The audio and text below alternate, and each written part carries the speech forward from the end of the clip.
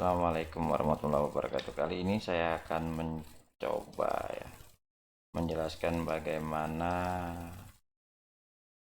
penginputan produk di aplikasi Obeng Kumana POS Point of Sale. Ya, langkah pertama seperti biasa saya ulangi, kita login menggunakan nomor handphone yang sudah kita setting sebelumnya, lalu ke menu ke produk dan daftar produk. Di sini ada beberapa menu pilihan ya, ada edit, hapus, mutasi, dan tambah. Jadi kita mulai dari tambah dulu ya. Jadi ditambah ini kita bisa masukkan nama barang, misalnya panci gagang kotak misalnya, merek kita abaikan, piece kita abaikan, lalu stok awal kita masukkan. Misalnya 100. Harga modal bisa kita biarkan 0, harga jual bisa kita isi misalnya 25.000. Apabila kita melayani penjualan grosir, kita bisa misalnya pembelian 12 piece. Kuantiti grosirnya kita bisa set harga di sini 22.000 misalnya. Tersedia atau tidak ini berfungsi apabila kita hanya sekedar menginput, stok awal sudah kita masukkan, harga sudah kita setel, tetapi apabila kita setel tidak, kita set sebagai tidak, maka produk tersebut nih, panci gagang kotak ini tidak bisa dijual, tapi tetap ada di daftar produk. Keterangan mutasi bisa kita isi, bisa juga tidak. Lalu kita akhiri dengan simpan dan tutup apabila kita tidak lagi melakukan penginputan, atau simpan dan tambah apabila kita ingin melakukan penginputan lanjutan. Oke, kita anggap selesai di penginputan barang, kita simpan dan tutup. Nah, di sini sudah ada panci gagang kotak. Waduh, misalnya terjadi kesalahan penginputan nama, bisa kita edit di sini. Namanya misalnya kotak aja kita tambahkan, atau harga jualnya bisa kita rubah 24.000.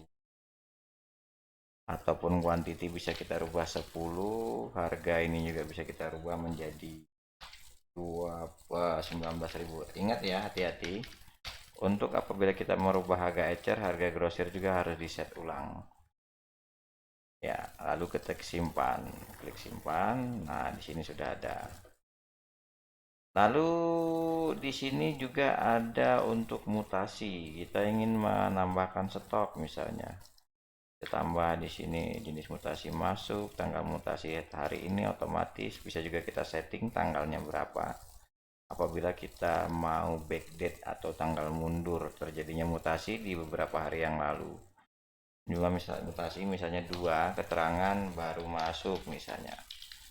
Oke, lalu kita simpan. Setelah kita simpan, aduh ternyata kelebihan cuma 1, bisa kita keluarkan lagi dari sini. Tanggal mutasinya hari ini salah input misalnya, simpan. Oke, sampai di sini ada beberapa pilihan, misalnya kita multi gudang, kita bisa filter di sini. Gudang mana yang ingin kita tampilkan barang, statusnya tersedia atau tidak, bisa kita filter. Contoh di sini kita edit, kita buat tidak tersedia, maka kita bisa menampilkan di sini yang tidak tersedia apa saja barangnya. Ya, yang tersedia saja, yang tidak tersedia saja. Nah, maka akan ditampilkan yang tidak tersedia saja. Itu kita edit juga bisa di sini, kita rubah lagi menjadi tersedia. Lalu selanjutnya di sini kita kembalikan ke semua status. Di sini ada fungsi pencarian kode atau nama ya. Misalnya kita ketik saja aja, maka secara otomatis yang mengandung kata aja akan tampil di baris ini. Ya, di sini ada namanya pagination. Pagination ini fungsinya apabila kita sudah banyak menginput barang, maka akan terpisah di beberapa halaman. Ini juga di sini ada namanya pengurutan berdasarkan abjad ya. Jadi yang duluan yang lebih awal ya, P dengan S kan lebih awal P. Lalu di sini juga bisa kita tampilkan berapa baris yang kita tampilkan, berapa data yang kita tampilkan dalam satu halaman. Di sini juga bisa. Di sini kita ada pilihan export, Excel ataupun apa namanya PDF. Nah, di bagian sini saya rasa sudah cukup ya untuk pengenalan produk. Nanti kita sambung di sesi berikutnya terkait dengan menu transaksi. Terima kasih.